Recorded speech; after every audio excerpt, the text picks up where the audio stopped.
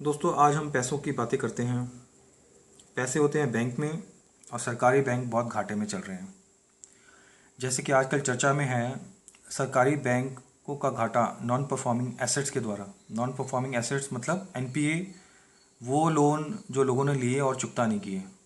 तो ऐसे लोनों की वैल्यू है लगभग 10 लाख करोड़। तो 10 लाख करोड़ कोई छोटा मोटा अमाउंट नहीं है।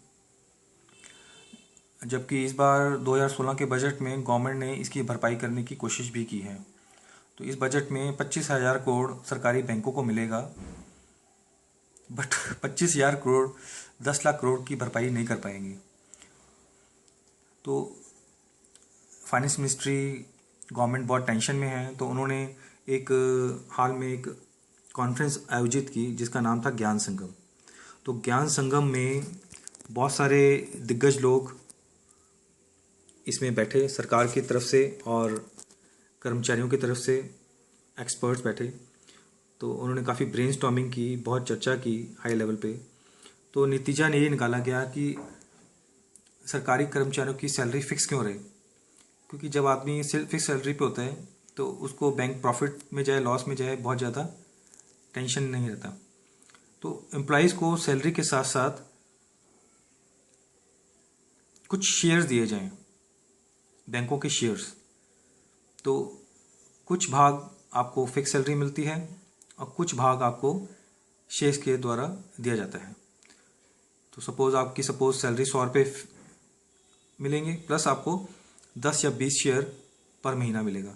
तो एक सैलरी और plus fix number of shares per month आपको मिलेंगे। तो इससे फ़ायदा ये होता है कि अगर तो बैंक आउट परफॉर्म किया, प्रॉफिट में रहा, तो कर्मचारी को भी फ़ायदा होगा, भाई उनके शेयरों की वैल्यू बढ़ जाएगी।